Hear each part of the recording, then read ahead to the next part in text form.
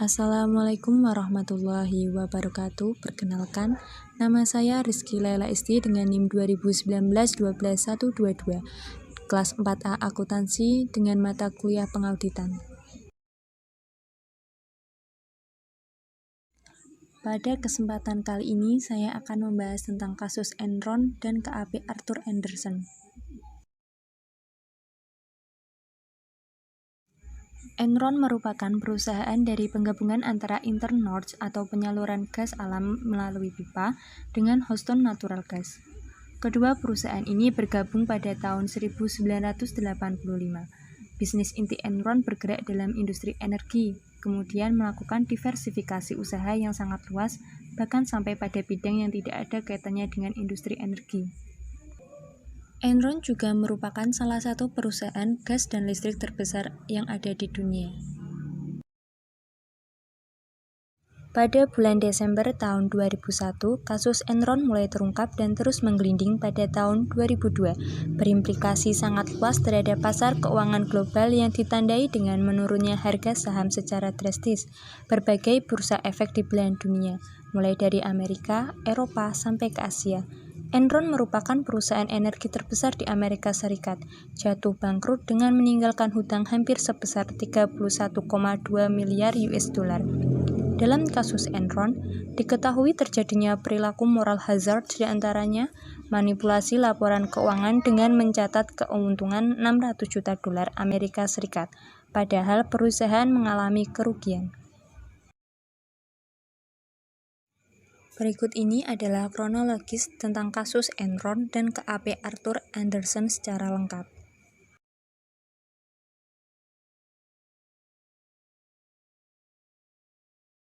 Pada awal tahun 2001, partner KAP Andersen melakukan evaluasi terhadap kemungkinan mempertahankan atau melepaskan Enron sebagai klien perusahaan, mengingat risiko yang sangat tinggi berkaitan dengan praktek akuntansi dan bisnis Enron.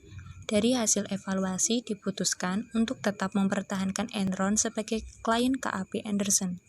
Pada tanggal 16 Oktober 2001, Enron menerbitkan laporan keuangan triwulan ketiga. Dalam laporan itu disebutkan bahwa laba bersih Enron telah meningkat menjadi 393 juta dolar, naik 100 juta dolar dibandingkan periode sebelumnya.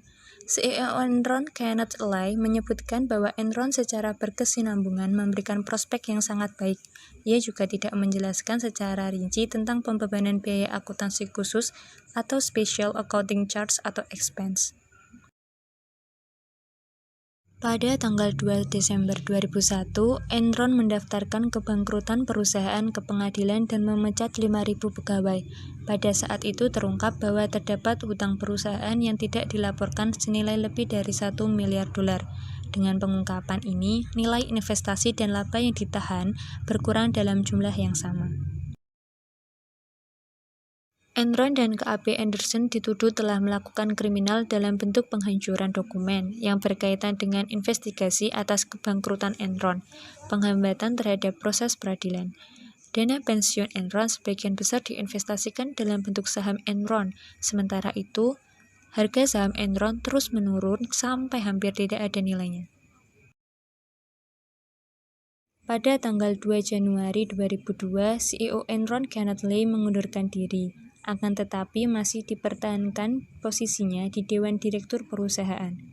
Lalu pada tanggal 4 Februari, Mr. Lay mengundurkan diri dari Dewan Direktur perusahaan. Kemudian pada tanggal 14 Maret 2002, Departemen Kehakiman Amerika memvonis KAP Andersen bersalah atas tuduhan melakukan penghambatan dalam proses peradilan karena telah menghancurkan dokumen-dokumen yang sedang diselidiki. Witness. Enron robbed the bank. Arthur Andersen provided the getaway car, and they say you were at the wheel. Seperti yang tertera pada video tadi, bahwa tanggal 8 April 2002, seorang partner KAP Andersen, David Duncan, yang bertindak sebagai penanggung jawab audit Enron, mengaku bersalah atas tuduhan melakukan hambatan proses peradilan dan setuju untuk menjadi saksi kunci di pengadilan bagi kasus KAP Andersen dan Enron. Selanjutnya, pada tanggal 9 April 2002, Jeffrey MC Mahon mengumumkan pengunduran diri sebagai Presiden dan Chief Operating Officer Enron yang berlaku efektif 1 Juni 2002. Lalu tanggal 15 Juni 2002, juri federal di Houston menyatakan KAP Anderson bersalah telah melakukan hambatan terhadap proses peradilan.